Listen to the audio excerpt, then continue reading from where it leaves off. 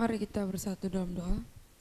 Tuhan Allah Bapa yang bertahta dalam kerajaan sorga, terima kasih Tuhan atas penyertaan-Mu pada pagi hari ini kami berkumpul di tempat ini Tuhan, untuk membeli pelajaran kami Tuhan.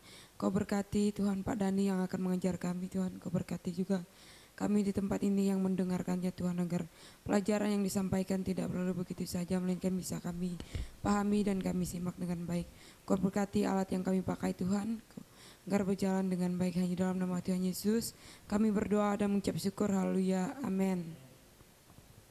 Amin. Silakan. Saya belum share ya screen-nya ini untuk kalau Pak Dani. Ya, silakan Pak Dani. Ya, selamat tahun baru semuanya. Apa kabar? Bagaimana dengan liburan kalian? Ada beberapa yang tidak boleh kembali. Ada yang masih sakit, ada yang masih ada sesuatu jadi belum balik. Tapi ini ada dua dari generasi satu ini. Anis, angkat tangan Anis. Siapa lagi? Diki. Angkat tangan Diki ya. Diki ini di Malaban ya. Diki bertugas di Malaban. Kalau si Anis Batu Laut. Batu Laut ya. Kalau Anis bertugas di Sebude ya. Sebude ya. Ya begitu Pak Dani.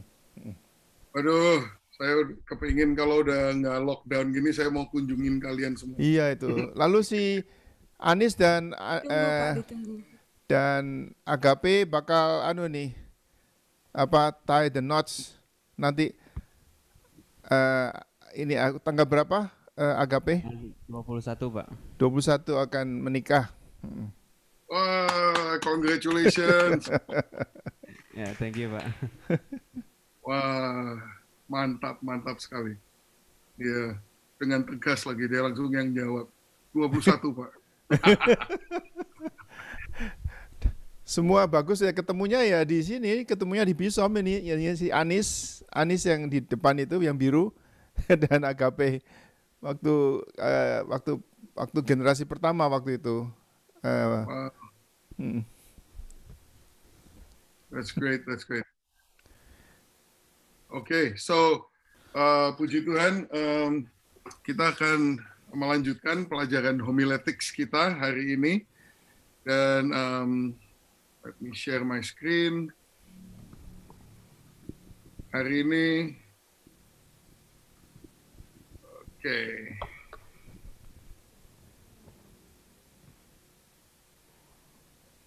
Ya, kita ingat ini ethos, logos, pathos, pneumatos. Kita masih stuck di logos, saudara.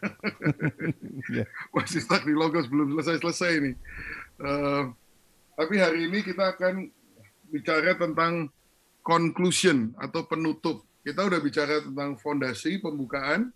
Kalau kita ibaratkan khotbah itu seperti membangun sebuah rumah, maka kita sudah bicara fondasi, pembukaan.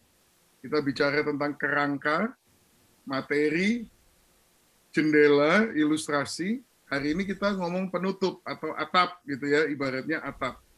Jadi ini yang akan kita bicarakan pada hari ini. Nah, penutup atau conclusion ini penting, saudara. Kalau saudara naik pesawat terbang ya, itu landing itu sangat penting. Take off semuanya penting sih. Cuman landing itu ya penting sekali kan. Dan sangat membutuhkan konsentrasi. Dikatakan kalau pesawat itu 90% daripada kecelakaan pesawat itu adalah waktu dia tinggal landas sama waktu mendarat, waktu take off sama waktu landing. Itu biasanya di situ kecelakaannya. Jadi kalau ibaratnya pesawat ya, landing itu sangat penting. Seperti seorang pilot, pengkhotbah yang baik itu tidak boleh ragu-ragu atau tidak jelas landingnya di mana. Itu ya, benar nggak saudara? Kalau jadi pilot harus jelas dong mau landing di mana gitu loh. Itu sangat penting. Nah, itu yang mau kita bahas hari ini. Memastikan bahwa Anda tahu bagaimana mendaratkan pesawat Anda dan mendarat di tempat yang tepat, bukan mendarat sembarangan. Jadi kalau dibandingkan dengan seorang pengacara di ruang pengadilan, maka itu landing ini adalah keputusan akhir daripada hakim, gitu ya. Jadi landing ini penting. Dan satu hal yang saya mau kasih tahu ya dari pengalaman saya, iblis itu bekerjanya tuh makin dekat kita kepada konklusi, biasanya iblis bekerja makin kuat. Karena dia concern betul, dia sangat peduli, sangat khawatir bahwa khotbah Anda akan berdampak. Jadi dia biasanya mengganggu tuh paling banyak kalau udah mau landing itu. Ada aja yang dia bikin supaya melenceng. Jadi landingnya keliru. Kalau landingnya ke tempat yang lain, landingnya nggak di tempat yang benar, seluruh perjalanan kan jadi mubasir. Jadi penting sekali kita mempelajari dengan baik bagaimana landing yang tepat. Biasanya itu pas sudah mau landing ini banyak yang namanya distraction. Distraction itu gangguan. Gangguan di kita sendiri, kadang-kadang kita terganggu, tapi lebih sering lagi gangguan di dalam orang yang mendengarkan. Sulit konsentrasi, sulit fokus, ada gangguan kiri dan kanan, nanti ada anak kecil nangis, apa itu segala macam. Itu benar-benar gangguan-gangguan yang sering sekali terjadi, khususnya pada saat kita mau mencapai konklusi atau penutup. Saya dari pengalaman saya itu saya udah sangat sering mengalami di saat momen-momen yang paling kritis itu ya, di mana saya udah khotbah, udah jemaat udah dibawa ke satu tempat yang paling baik untuk landing, diganggu sama iblis. Biasanya anak kecil lari, anak kecil nangis. Anak kecil itu banyak sekali dipakai sama iblis. Yeah. Semua rekan-rekan saya tahu, saya paling tidak suka anak kecil. Meski saya bukannya nggak suka anak kecil, cuman saya suka anak kecil tuh kalau nggak lagi khotbah. Itu udah musuh saya bebuyutan kalau lagi khotbah adalah anak kecil. Itu benar-benar, makanya kalau saudara khotbah ya, yang kadang-kadang kalau KKR itu kan susah dikontrol memang. Itu selalu hampir tidak pernah tidak. Kalau sudah lagi altar calling, lagi orang mau terima Tuhan, anak kecil lari-lari, bikin saya ngamuk. Waduh, udah itu tuh gangguan saya yang paling saya benci dan saya sangat tidak suka tuh itu. Nah, itu memang harus dipersiapkan, harus didoakan tentunya gitu ya. Dan usher semuanya itu memang harus dilatih dan dikasih tahu. Hati-hati kalau udah mau sampai ke penutup, itu biasanya iblis bekerja. Ada aja nanti orang berdiri mau kencing, apalah segala macam itu dah. Itu saudara, you better believe it lah. Bahwa kalau sudah mendekati penutup itu iblis bekerja makin keras. Nah, jadi persiapan itu juga penting. Nah, sebelum saya KKR, saya selalu memastikan itu asyir yang gede-gede, yang kuat-kuat, yang serem-serem itu, saya taruh di depan semuanya. Begitu ada anak kecil, macam-macam, langsung dicengkiwing, dibawa keluar, dibuang di pinggir jalan. Itu. Nggak sampai gitu sih. Cuman saudara bisa merasakan emosi saya naik kalau lagi ngomongin soal anak kecil ini. Karena betapa saya terganggu luar biasa biasanya oleh anak-anak kecil ini. Nah, sebetulnya kalau dipikir ya namanya juga anak kecil. Ya, tapi pertanyaan berikutnya adalah kenapa mereka ditaruh di situ? Itu yang paling heran itu. Kalau di KKR, saya bikin KKR di mana-mana, seringkali anak kecil tuh taruh paling depan. Waduh, itu. Saya bilang ini anak kecil harus disingkirkan. Mereka mulai menyitir ayat-ayat. Jangan halangi anak kecil datang kepadaku, kata Yesus. Ya, saya bukan Yesus, saya bilang. Yesus sanggup khotbah diteriakin anak kecil, saya nggak sanggup. Pokoknya ya saudara, persiapkan supaya pada momen-momen paling penting, karena ini musuhnya iblis. Iblis itu nggak mau jemaat itu mendapatkan dampak yang maksimal daripada khotbah. Makanya selalu dia bekerja makin kenceng kalau udah mendekati penutup itu. Apalagi kalau saudara mau bikin panggilan untuk terima Tuhan Yesus. Waduh, itu iblis itu udah berusaha setengah mati untuk mengganggu kita. Itu sudah saya alami berkali-kali ya.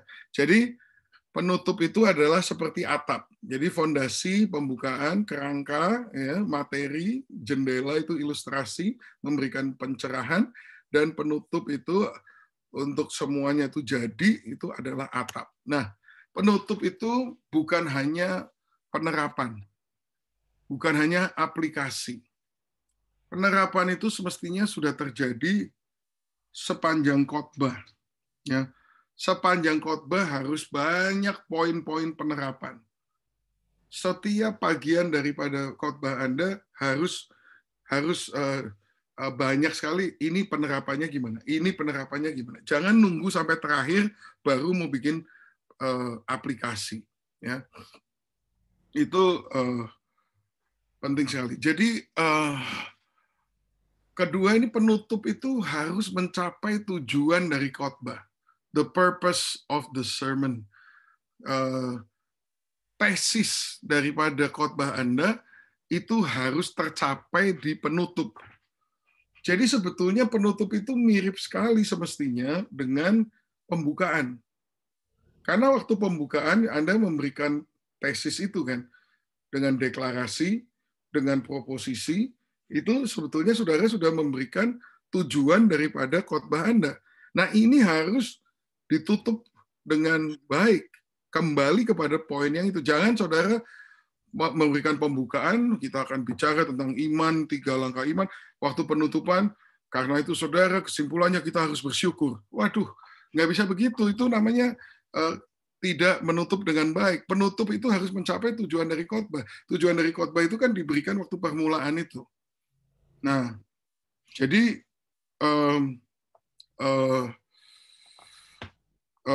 penutup itu demikian, saudara. Jadi ya harus tujuan daripada khotbah itu tercapai.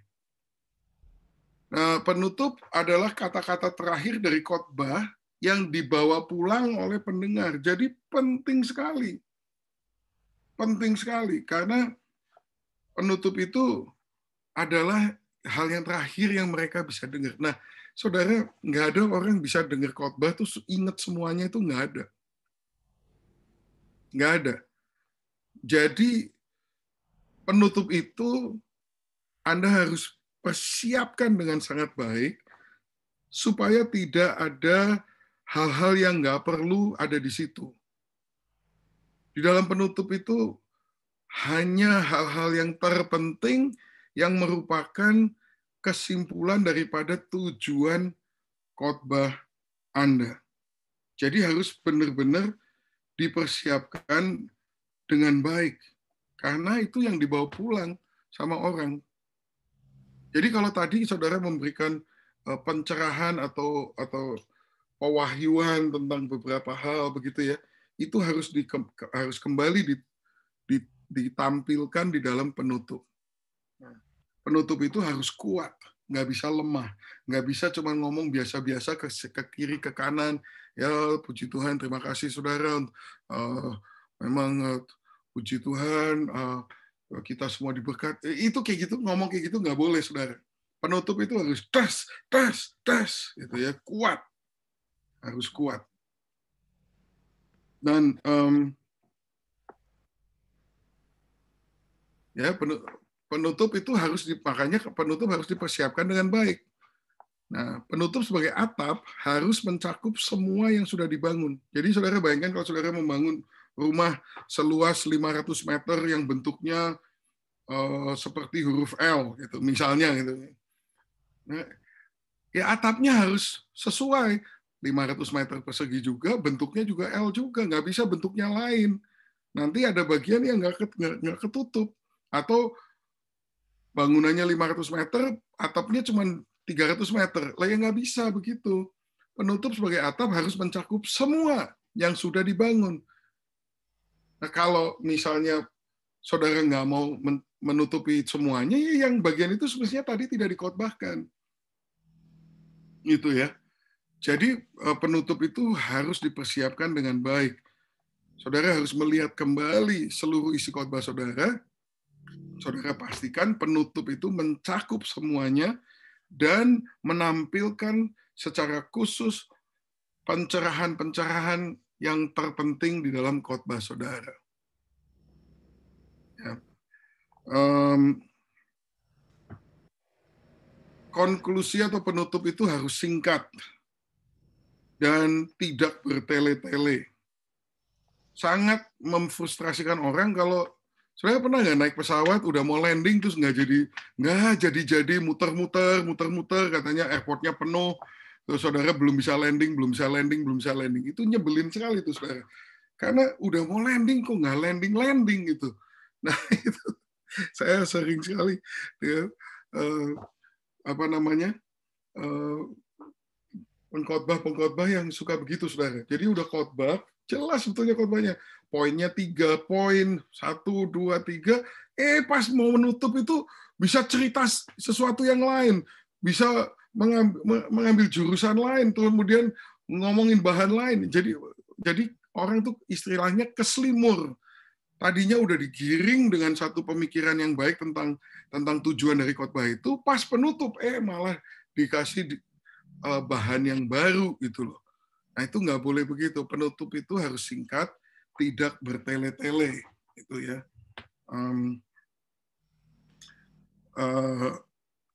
Karena habis ini saudara akan menutup itu harus diakhiri dengan suatu tantangan untuk berubah, tantangan untuk tindakan, action, gitu. Ya, jadi harus singkat dan tidak bertele-tele. Berikutnya, penutup itu harus bervariasi. Artinya jangan tiap kali ya saudara dan sebagai penutup tiap kali begitu terus atau saya akan menutup dengan ayat ini. Jangan begitu. Atau yang paling jelek saya sudah hampir selesai saudara. Tolong tetap perhatian. Orang yang udah nggak pede lagi bahwa masih didengerin sama jemaatnya. Saudara bisa punya berbagai variasi. Misalnya saudara mengambil satu sitiran dari sebuah sajak atau ayat atau lagu atau suatu pertanyaan yang bagus yang bersifat renungan atau ilustrasi yang terakhir untuk merangkum semuanya. Nah, itu bisa berbagai variasi cara yang segar bagaimana orang itu mendapat angin segar tapi tetap beracu kepada semua poin-poin yang terpenting yang sudah dibicarakan. Berikutnya penutup itu harus asli. Maksudnya bukan dibuat-buat gitu ya. Seringkali ya itu kalau kita yang Pantakosta itu dulu kalau saya tahu beberapa pengkhotbah itu kalau udah mau penutup mulai nangis-nangis saudara itu ya. membuat drama yang kerasa banget dibuat-buat gitu loh. Drama tuh bagus saudara. Dramatis tuh bagus. Tapi kalau sampai orang merasa itu dibuat-buat, itu jelek sekali, saudara. Jadi emosi-emosi yang tidak real, tidak benar-benar asli, tapi dipaksakan itu jangan sampai dipakai khususnya di dalam penutupan ini. Kita tergerak itu bagus Dan itu yang harus kita bagikan dengan jemaat. Jadi paling bagus bagaimana membuat konklusi yang moving atau menggerakkan hati itu adalah nomor satu, lah, kamu sendiri tergerak nggak gitu. Sesuatu yang menggerakkan hatimu nggak. Nah kalau kayaknya enggak juga. Ya kalau kamu aja enggak, apalagi yang mendengar. Nggak mungkin lah. Nah, terus gimana dong? Ya, lihat kembali dalam khotbahmu itu. Kenapa kamu mau khotbah itu? Apa yang kelincinya mana kelincinya? Cari lagi kelincinya. Oh, ini kelincinya. Oke. Bagaimana? Kenapa kelinci ini menggerakkan hati saudara? Nah, itu di situ saudara akan mendapatkan kembali. Oke. Khotbah ini menggerakkan hati saya karena ini. Nah, itu harus saudara pastikan menjadi fokus daripada penutup Anda. Nanti saudara jadinya bisa benar-benar tergerak di dalam hal itu juga. Nah, itu kalau saudara sendiri tergerak, itu akan kelihatan sekali saudara kepada orang-orang yang mendengarkan, dan mereka juga akan tergerak bersama-sama dengan saudara. Gitu. Banyak juga pendeta-pendeta yang kalau udah mau penutup itu mulai khotbahnya itu kalau di Amerika ini dikatakan they start to have a pulpit tone. Jadi nuansa mimbar gitu ya. Jadi tadinya ngomongnya biasa, tahu-tahu kalau udah mau penutup, demikianlah saudara-saudara gitu ya. Itu ngomongnya udah mulai aneh gitu, dengan nuansa mimbar yang aneh gitu. Jangan kita membuat hal yang demikian. Mestinya khotbah kita itu, kita ngomong di khotbah itu ya samalah sama kalau saudara ngomong sama teman saudara dan sebagainya, nggak usah dirubah-rubah cara kita berbicara. Apalagi zaman sekarang khotbah yang bagus itu relational, artinya apa ya? Khotbah yang relational. Jadi kayak orang ngobrol gitu loh, kayak orang ngajak ngomong biasa gitu. Nggak kayak pengkhotbah yang biasanya tua-tua itu yang kalau ngomong seperti biasa, tapi begitu kalau khotbah langsung suaranya berubah. Maha mulia Tuhan. Aduh, jijik banget deh. Udah nggak zaman sama sekali yang begitu-begitu. Jadi itu beberapa hal ya. Penutup itu harus terasa real, terasa asli, tidak dibuat-buat. Kita semua makhluk beremosi, tapi kita harus kontrol ya.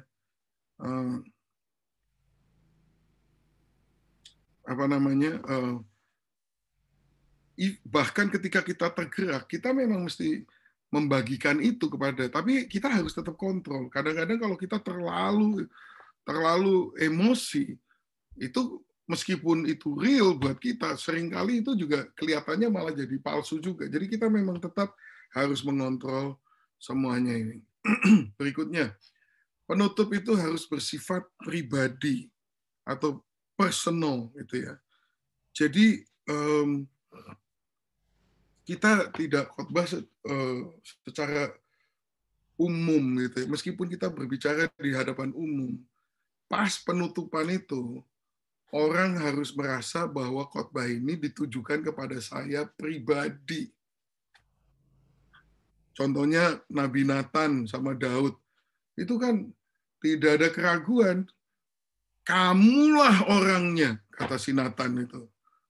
Waktu dia memberikan ilustrasi mengenai seorang janda yang punya domba, itu terus orang kaya yang punya jauh lebih banyak domba, ngambil dombanya dia. Kemudian Daud sampai marah, siapa orang itu? Terus Nathan ngomong. Nah, itu kan khotbahnya kan berupa ilustrasi kan. Nathan itu dia ngomong ini, dia memberikan sebuah kisah gitu loh, yang menunjukkan suatu ketidakadilan bahwa si janda yang cuma punya domba 1-2 ini dirampas dombanya sama orang yang jauh lebih kaya yang punya domba jauh lebih banyak. Itu ilustrasinya. waktu si Daud itu dengar, wah itu kurang ajar sekali. Siapa tuh orangnya? Pada penutup daripada Nathan, dia ngomong, kamulah orangnya.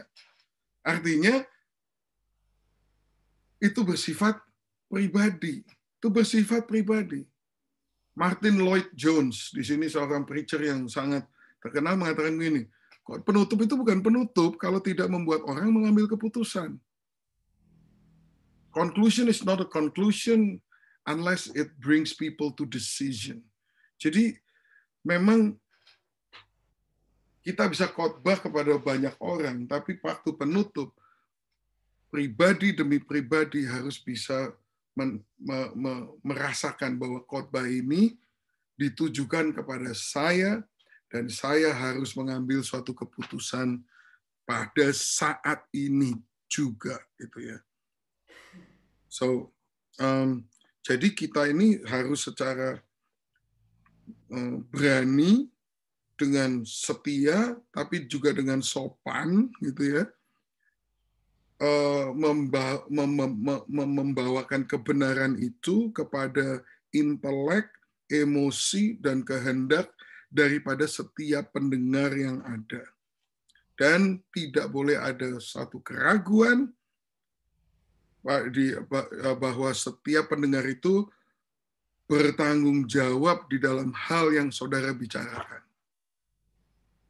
Mereka harus tahu, saya bertanggung jawab untuk melakukan sesuatu. Ini bukan sekedar informasi, ini adalah sesuatu firman yang harus saya responi. Ya, so, penutup itu bukan penutup kalau tidak membuat orang mengambil keputusan. Berikutnya, penutup tidak boleh manipulatif atau memakai siasat yang bersifat kedagingan. Ya. Yohanes 6 ayat 63 itu roh yang mengerjakan segala sesuatu kan roh, bukan, dan daging itu tidak memberikan sesuatu. Firman-Ku adalah roh, dan roh itu adalah hidup. Nah, itu kita harus yakini itu. Jadi kekuatan kita itu ya firman itu sendiri. Kita memproklamirkan iman dengan suatu confidence, dengan satu keyakinan, dan kekuatan daripada khotbah kita ya seluruhnya bergantung daripada firman itu sendiri. Bukan dan tidak perlu dimanipulasi dengan berbagai siasat atau strategi kedagingan. Ada satu pengkhotbah saat ini masih sangat populer di Indonesia. Dia bikin KKR besar-besar. Cuman kalau sudah panggilan itu strateginya gini, saudara. Saudara-saudara, pintu surga terbuka saat ini. Siapa yang mau menerima Yesus? Lari, lari, lari, masuk ke dalam pintu surga karena pintu ini sedang tertutup saat ini. 10, 9, 8, cepat saudara, pintu surga sedang tertutup. Saudara harus lari saat ini. Dan pada saat itu dia punya orang, jemaat-jemaatnya dia udah disebar di seluruh lapangan. Mereka lari duluan. Jadi orang tuh dengerin gitu udah tegang. Waduh, pintu surga lagi tertutup. Wah, kiri kanan saya banyak orang lari. Pada lari, wah lari juga ada dia. Langsung lari, kemudian di situ udah di lapangan itu juga udah disiapkan bak-bak untuk baptisan. Langsung lari untuk dibaptis, lari untuk dibaptis. Banyak sih yang dibaptis sih. Dan mungkin juga memang banyak juga itu ya habis dibaptis ya mungkin karena udah merasa terlanjur dan aku udah dibaptis nih sekarang, dan dia masih ingat suasana emosional waktu dia itu mengambil keputusan untuk ikut lari juga, meskipun sumbernya itu bukan roh tapi kedagingan dan manusiawi dan siasat yang teatriknya itu teatrikal sekali gitu ya. Tapi ya orang karena udah keburu membuat keputusan ya biasanya tuh ya udahlah gitu. Nah, saya itu orang bisa bilang, ya pokoknya hasilnya dong. Ya, masalahnya ya begini, saudara. Kalau orang membuat keputusannya modelnya begitu, melalui emosi, melalui hal-hal yang dibuat-buat begitu, nggak lama lagi nanti akan ada suatu momen emosi dalam kehidupannya yang diatur oleh iblis, yang membuat mereka keluar daripada keputusan itu. Jadi kalau saudara membuat keputusan ikut Yesus itu karena emosi, nanti karena emosi saudara bisa meninggalkan Yesus juga. Tapi kalau saudara membuat keputusan untuk menerima Tuhan Yesus itu dari firman Tuhan yang hidup, dari suatu keputusan yang matang, yang dipikirkan dengan baik, saudara, kemungkinan saudara meninggalkan Yesus di hari depan itu jauh lebih kecil, saudara. Nah, jadi memang apapun yang saudara pakai untuk membuat orang terima Yesus, itu juga bisa dipakai sama iblis untuk membuat orang meninggalkan Yesus. Misalnya, orang miskin lapar, kemudian dibawain makanan gitu ya, terus tapi harus terima Yesus. Ya, saudara pakai siasat begitu, nanti ada si iblis juga bisa pakai siasat begitu untuk membuat orang meninggalkan Yesus. Gampang, nanti tinggal habis itu kelenteng bagi-bagi sembako, habis itu masjid bagi-bagi sembako. Makanya kalau saudara pakai sembako untuk orang terima Tuhan Yesus, nanti pihak lain akan pakai sembako yang lebih banyak, lebih hebat lagi untuk membuat orang meninggalkan Yesus. Makanya kita nih udahlah, jangan ngejar target, jangan ngejar hasil. Kalau saudara lakukan begitu, malah dapatnya nggak murni. Makanya tadi saya katakan penutup itu harus murni, bukan asli ya, murni gitu ya.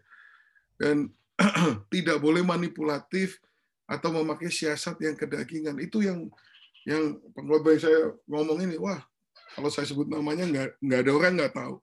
Tapi saya tuh terganggu sekali mendengar caranya dia altar calling ya, panggilan terima Yesus.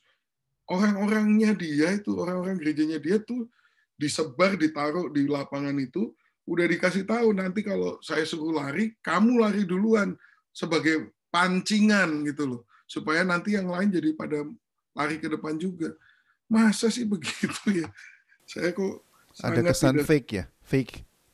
Ya very fake lah itu ya, jelas-jelas nggak murni dong. Maksudnya masa. Dan di mana di Alkitab ada pintu surga akan tertutup 10, 9, 8 tuh.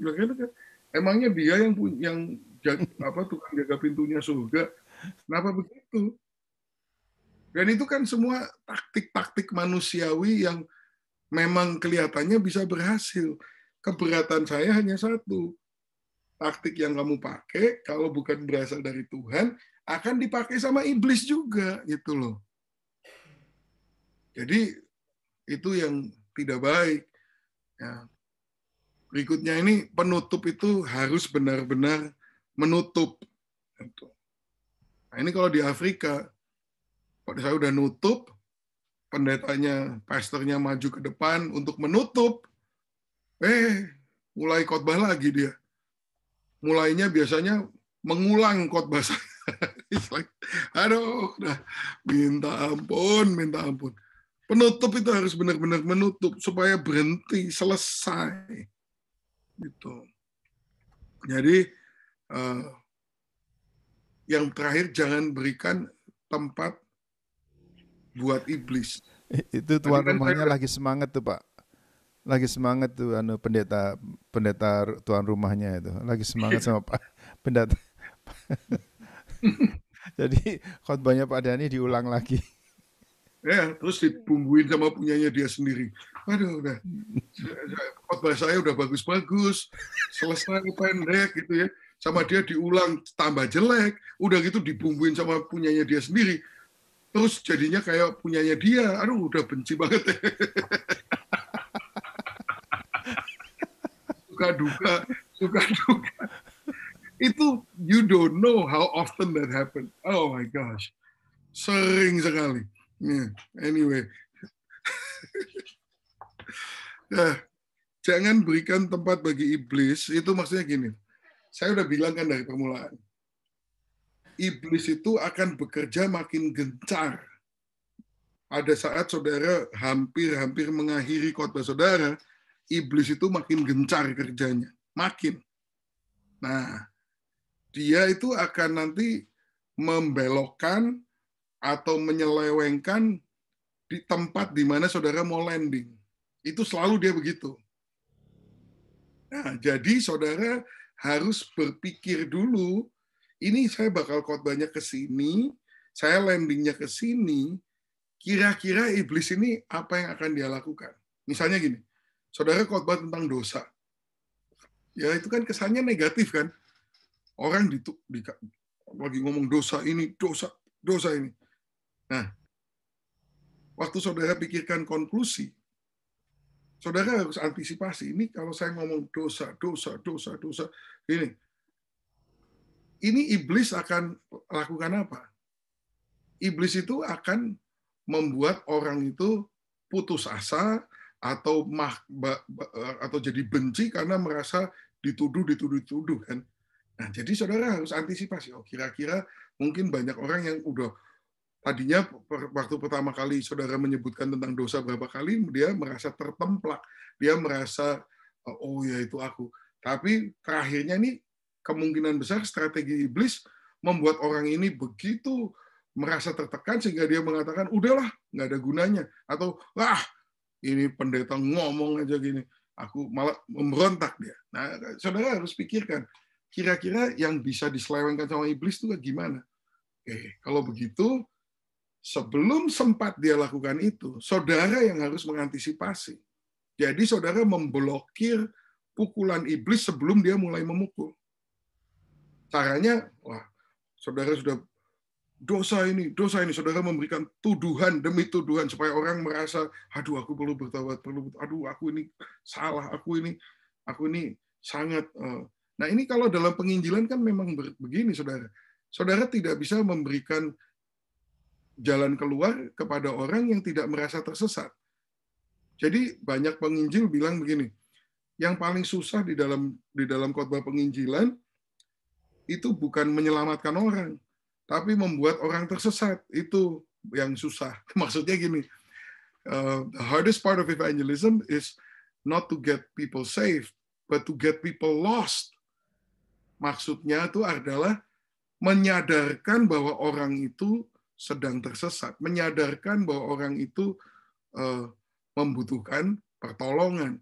Nggak bisa menolong orang yang tidak membutuhkan pertolongan. Makanya kalau kita khotbah penginjilan, sudah pasti kita nggak bisa cuman cerita betapa baiknya Yesus gini.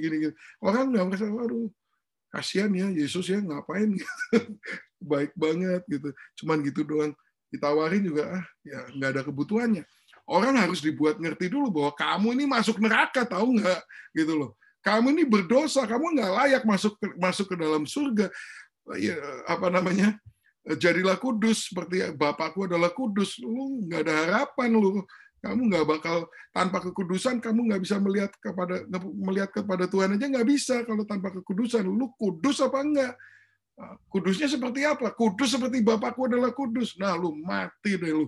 Istilahnya khotbah tuh permulaannya tuh harus ada itunya kan?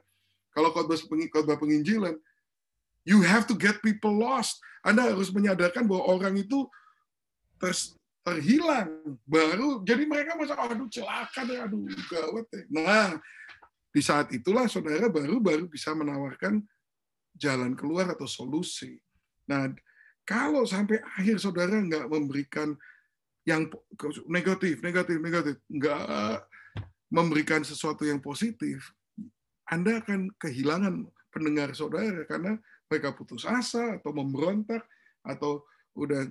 Nah, itu yang iblis lakukan. Sebelum iblis lakukan itu, Anda harus berikan, tetapi Allah yang penuh dengan rahmat menyelamatkan engkau ketika engkau masih berdosa. Itu harus ada. Jadi itu antisipasi, saudara. Saudara harus tahu ini kira-kira iblis bakal kerjanya gimana. Itu akan dia coba, saudara. Nah, itu yang harus diblokir sebelum terjadi. Saudara pikirkan, what are people's objections? Keberatan-keberatan orang itu yang akan mungkin muncul di akhir khotbah saya ini apa? Pertanyaan-pertanyaan apa yang akan muncul di dalam benak orang-orang yang mendengarkan khotbah saya ini? Setelah dia dengarkan khotbah saya ini, sebelum saya akhiri ini, kira-kira sanggahan-sanggahan apa yang mungkin terjadi di dalam benak orang-orang yang mendengarkan saya? Itu harus dijawab, saudara. Itu harus dibereskan. Kalau enggak, saudara nggak akan mendapatkan suatu respons yang segenap hati. Ya. Jadi, jangan berikan tempat buat iblis, itu adalah pikirkan apakah strategi iblis blokir sebelum dia sempat melaksanakannya. Ya. Jadi, sampai di sini adalah penutup, ya. Kalau kita bicara logos, saya sudah mengajarkan bagaimana membuat pembukaan dengan deklarasi, dengan proposisi, kemudian transisi, kemudian kepada kerangka, kemudian kepada materi, kemudian kepada ilustrasi atau jendela itu, dan sekarang saya berikan yang namanya adalah penutup, gitu ya. Nah, sampai di sini apakah ada pertanyaan?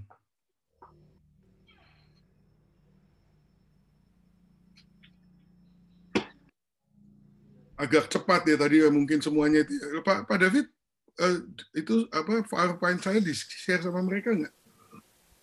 PowerPoint? Iya. Belum.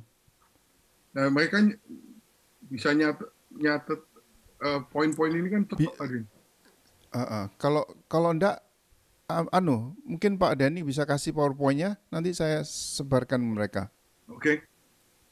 Ya. Saya lagi mikir-mikir kenapa selama ini nggak pernah diminta ya PowerPoint saya ya. Iya.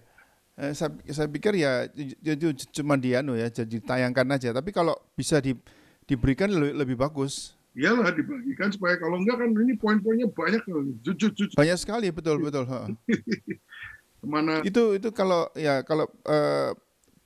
Pastor Christina biasanya ngasih PowerPoint-nya sebelumnya. Dikasih sebelumnya, terus nanti jadi bisa di jot down, bisa catat gitu waktu dengarkan khotbahnya itu. Oke, ya, bagus ya. Saya bisa kasih. Ini bagus sekali ini banyak. Saya juga bisa mengambil banyak yang saya dapatkan di sini. Yeah. Mungkin saya juga bisa ikut audiens. ikut audiens secara khotbah nanti Pak Dan yang menilai. Bener loh adik-adik semua. Jadi kita bisa mendapatkan banyak hal-hal yang baik ya. Jadi kita nggak usah malu juga. Jadi untuk supaya ada improvement dalam khotbah kita. Ya, jadi dalam pelajaran logos ini ya, ini yang terakhir. Kalau nggak ada pertanyaan, nanti minggu depan kita akan teruskan ke bagian pathos dan pneumatos ya. Jadi itu sih lebih merupakan lebih nggak teknikal lah gitu ya. Tapi ini yang lebih teknikal. Saya ngajarin pembukaan itu sangat penting. Habis itu kerangka sangat penting, ilustrasi penting, dan hari ini saya kasih mengenai conclusion. Sangat penting, mendaratkan pesawat. Saya ada pertanyaan Pak Dani. Mungkin juga enggak tahu mewakili adik-adik juga ya yang belum bisa bertanya ini. Kalau umpama kita sudah mengadakan penutupan gitu, kemudian untuk supaya ada echo yang tetap bunyi terus itu. Nah, kalau misalkan kita minta untuk menyanyi satu lagu yang kira-kira relevan dengan khotbahnya itu, supaya maksudnya itu lagu itu ada message yang sama dengan khotbah kita, dan itu supaya ada echo di waktu mereka pulang itu. Gimana pendapat Pak Seni? Oh ya, excellent dong. Kan tadi saya bilang penutup itu harus bervariatif gitu. Jadi nggak bisa tiap kali penutup. Jadi saudara-saudara, kesimpulan saya adalah itu kan klise sekali gitu kan. Tapi kalau lebih smooth kan misalnya, terus ditutup dengan sebuah cerita gitu. Kenapa lagu ini berkesan bagi saya gitu kan. Terus dinyanyikan gitu. Wah, itu kan bisa sangat ini ya. Jadi memang secara klinis itu sudah dibuktikan bahwa apa yang kita ingat di dalam long term memory itu berkorelasi dengan the degree of emotion. Jadi makin tinggi emosi yang menyertai kata-kata tertentu atau konsep-konsep tertentu, itu makin teringat. Jadi makanya kalau kita sakit hati sampai berpuluh-puluh tahun sama orang itu kan karena emosinya gitu loh. Kata-katanya udah tajam, bentaknya keras, dan itu nancep lama gitu kan. Ya, kalau ada yang perlu pelepasan itu. Iya betul. Jadi memang konklusi itu harus kuat ya. Harus kuat, nggak bisa cuman kuat secara intelek, tapi harus menggunakan semuanya. Jadi jiwa itu kan terdiri dari pikiran, perasaan, dan kehendak. Tiga-tiganya harus engage, harus dipegang. Nggak bisa cuman perasaan doang, tapi berdasarkan konsep yang logis, yang jelas dan alkitabiah. Tapi kalau disertai dengan perasaan dan mengacu kepada kehendak, itu akan kuat. Kehendak itu artinya membuat keputusan. Ya, aku harus berubah. Aku mau merubah hal ini. Aku mau mengasihi istriku lebih. Itu harus ada. Coba kalau you ngomong lagi khotbah soal hubungan suami istri, ya itu perlu banget tuh. Penutupnya itu ada satu momen emosi gitu, momen perasaan di mana, aduh, aku nggak tega berbuat gini terus sama istriku. Aku akan berubah. Nah itu kan penting tuh. Nah itu harus dikuasai, harus dipersiapkan. Nggak bisa cuman asal, karena ya tergantung bakat ya. Kalau orang yang bakat romantis, bakat tukang gombal gitu ya mungkin jago sih. Jebret kayak saya. Kalau saya urusan yang gombal-gombal gitu nggak usah dipersiapkan, itu bisa natural keluar sendiri. Tapi kalau makanya pacar saya sampai 27 sebelum akhirnya bertobat. Ada adik-adik yang mengalahkan nggak 27 pacar? Nggak ada, Pak. Maksud saya 27 kali ditolak loh.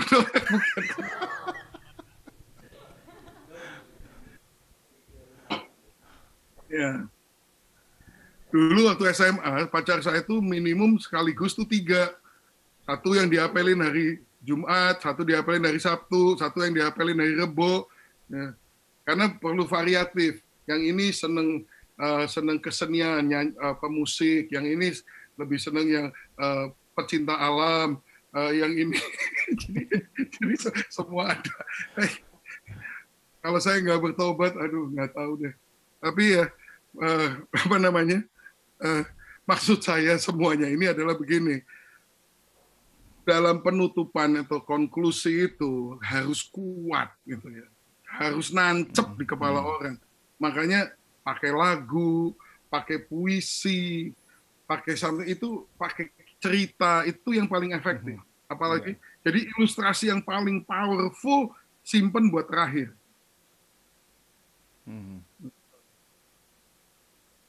Iya, betul.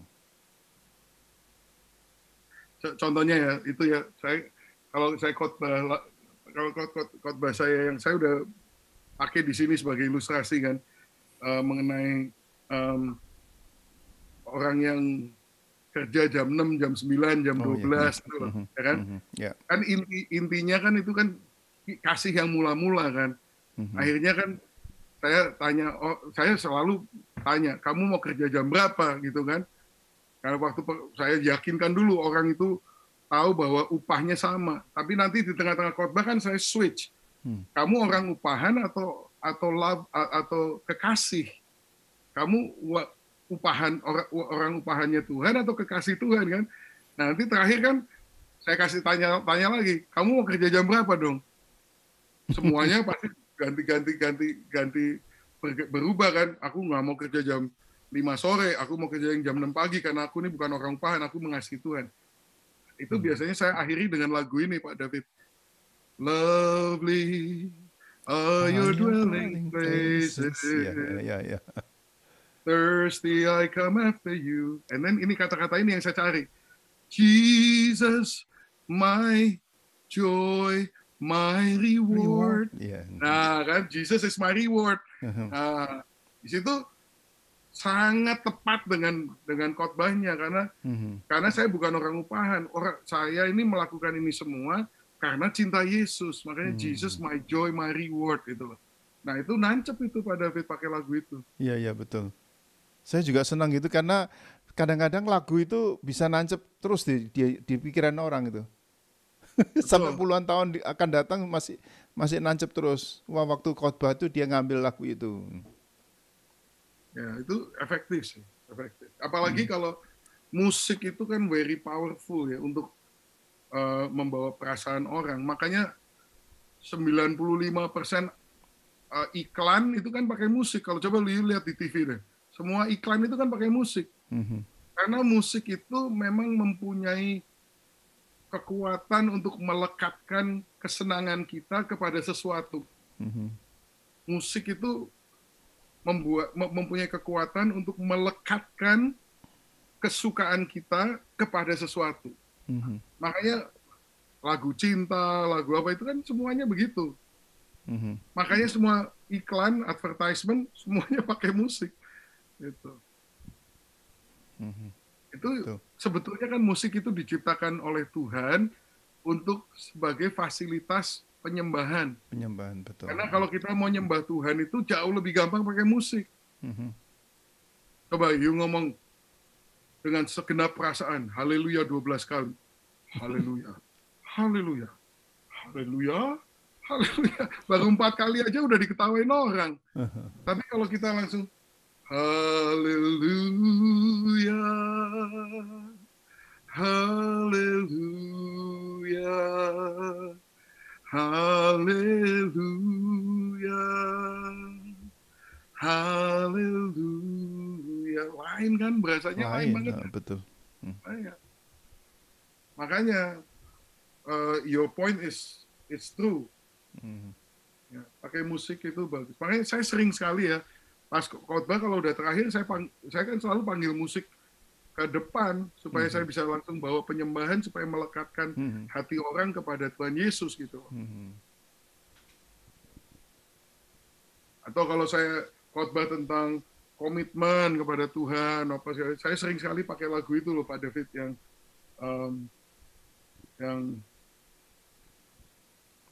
all that I am, all that I have, I lay them down before you, oh Lord. Gitu kan? Lord, I offer my life to you, everything I've been through. Use it for your glory. Jadi itu membuat, orang, ya Tuhan aku berserah kepada Engkau. Ya, benar. Kalau saya khotbah tentang kekuatan Tuhan, bahwa Dia bisa memberikan mujizat, sebab Kau besar, perbuatanmu ajaib, tiada seperti Engkau, tiada seperti Engkau, sebab Kau besar. Ya kan? El Shaddai. Nyanyi. Banyak itu. Jadi memang menolong sih kalau saudara bisa menguasai musik juga kalau sebagai pengkhotbah, terutama kalau penginjilan gitu ya, sangat berguna sih. Tapi memang khotbah itu bukan pidato. Jadi memang khotbah itu bukan sekedar memberikan informasi. Khotbah juga bukan lecture, bukan apa namanya lecture itu. Kuliah. Ya, itu bukan tujuannya hanya memberikan informasi. di dalam khotbah ada pemberian informasi, tapi tujuannya adalah untuk menggerakkan orang untuk membuat suatu keputusan kepada Tuhan. Tuh. Ada pertanyaan nggak, adik-adik? Sudah cukup jelas, Pak. Sangat jelas. Oke. So, saya masih belum puas untuk pindah ke yang berikutnya. Saya masih kepingin dengar khotbah kalian. Iya, iya. Karena sekarang kan saya udah kasih semuanya nih, dari pembukaan sampai kerangka, sampai materi, ilustrasi. Sekarang saya udah kasih kesimpulan kan. Nah, minggu depan saya mau dengar beberapa dari kalian khotbah komplit ya, dari pembukaan, kerangka, sampai kesimpulan. Dan saya harus tergerak. Kamu harus bikin saya bertobat. Apa perlu dibikin tertulis dulu, lalu Ide yang bagus sekali. dikhotbahkan. Tertulis dulu, kirimkan ke saya 1 hari sebelumnya. Nanti saya pilih. Atau Ini PR untuk semuanya ya. gitu aja. Benar. This is good. Actually mungkin 2 hari sebelumnya. Jadi 2 hari sebelumnya kirim ke saya akan pilih, saya akan berikan masukan, koreksi, kemudian jadi bisa dikhotbahkan. Jadi ini kan hari Jumat kan, berarti hari Rabu minggu depan harus di email ke saya, dhanafi@worldharvest.cc, dhanafi@worldharvest.cc. Oke? Kirimkan kepada saya pada hari Rabu, nanti saya akan pilih, saya akan kasih koreksi, kemudian mudah-mudahan kita bisa dengar 3 lah gitu ya. Ya, Dan 3 itu yang terpilih. Eric bisa membantu untuk itu World Harvest di Hanafi @worldharvest.cc.